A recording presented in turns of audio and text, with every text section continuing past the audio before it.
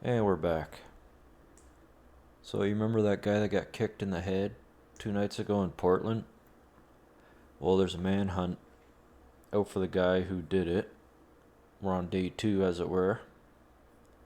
And it says right here, manhunt for Portland attack suspect enters day 2 as security company denounces any association. I personally emailed Starlink with my discussing their employee. That's the thing about these people that commit these violence. They don't wear a mask. They're on tape. They tape themselves. Like, they gotta be the dumbest people on earth. Just degenerates of the highest degree. But let's read this. The Portland Police Bureau continues its search for the suspect who had allegedly attacked a truck driver during a riot in the city, as a security company that once employed the man denounces the assault and denies any current association with him. Well, that's a good start, I'd say. Pretty quick on the security company. So gotta give them props for not being woke or whatever. There have been no publicity announced updates regarding the manhunt for Marquise Love. Marquise Love. Who also goes by the name of Keith Love. His last... Anyways. Police said Tuesday that they made several attempts to contact Love, whom they have probable cause to arrest, and are now working to locate him.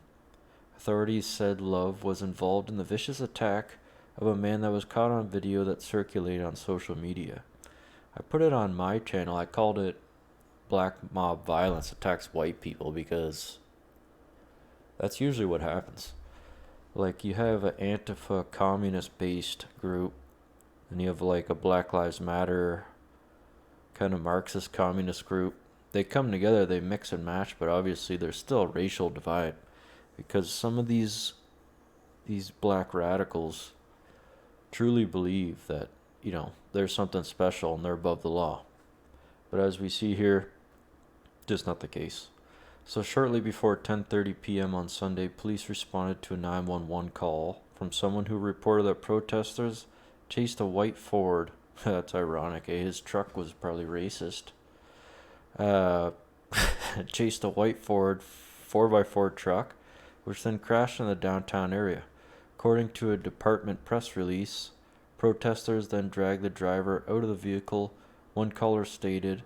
Another told police an estimated 9 to 10 people began beating the guy, the caller stated. From what I understand, the guy was actually released from the hospital. He has a GoFundMe page. I think it's probably pretty close to $100,000 now. So, I mean, if he didn't get any serious injuries, he's going to be doing okay. Judging on what I've seen, though.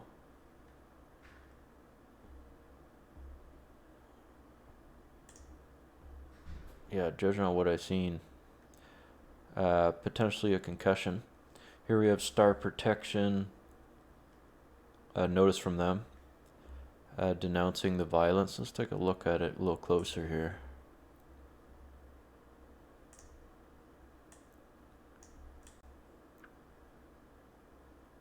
So as of August 18th, 2020, Star Protection Agency. We at Star Protection Agency are saddened and concerned by the events in Portland in recent weeks.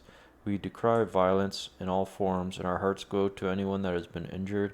We hope for their speedy recovery and will fully cooperate with any law enforcement investigation to ensure justice is done. Yeah, well, you better. So on August 17, 2020, several outlets incorrectly identified the suspect of a violent assault in Portland as an employee of Star Protection Agency. Since these reports emerged, we have received many questions about this individual and his association with Star Protection. The individual named in these stories was temporarily employed by Star Protection as an unarmed security officer from January to March of this year. Star Protection has not engaged in this individual in any capacity since that time. Upon his exiting the company, Star Protection collected all issued equipment from this individual. The black tactical vest with security patches, black shirt, black pants, and white high-top shoes seen in the video are not part of any uniform issued or authorized by Star Protection. Any use of Star Protection imaging or logos in the blah blah blah blah blah. Yeah, it's hard to say if they're telling the truth. I mean, they might just be trying to save face. Here we have some more stuff from Andy No. This is the moment immediately before the mob assaulted him and makes him sit in the ground while they search his belongings. When he stands up, they brutally beat him. Portland riots, Black Lives Matter, right? Let's take a look.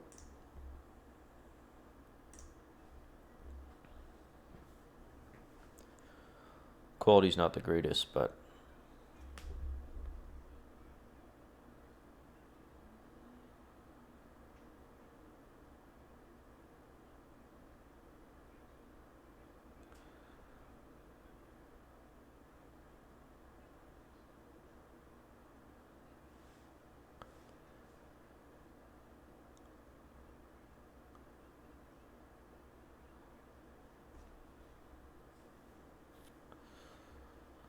so as you can see, it's a black mob.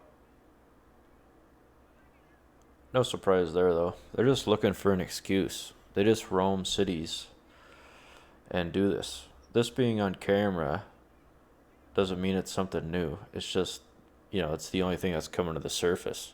There's a lot of footage, though, throughout the cities of similar things occurring. And they're trying to blind him, too. That light they're shining in his face.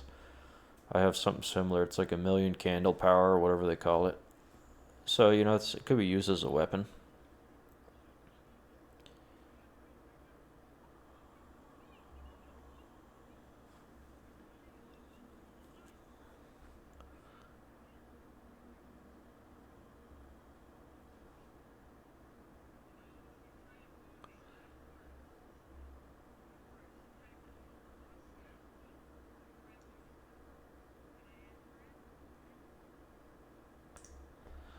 Yeah, so obviously he's being surrounded by a violent mob. Call it what you want. But there's something also I gotta say about my own people. It really bothers me that there's so many people that are like mentally weak, they're physically weak, and they're financially weak. Like, I understand why this guy went in there to intervene. But I see some of these people walking through like the ghetto at like 3 a.m. unarmed with no clue. It's like, what? Like, what have your parents taught you? Why the hell would you do that? Like, if I live in a city, you think I'm going to walk around downtown 3 a.m. by myself being unarmed? Like, there's not a chance I'm going to do that. But I see people walking around like they live in this fairy tale world where it's all sunshine, but obviously, as we can tell, not much sunshine these days. But here's another video. Rioters in downtown Portland detain man who had a car crash. They force him to sit on the ground while they search his belongings. One of them runs up and kicks him in the head, instantly knocking him out. That's the Love guy. Last name is Love. Right?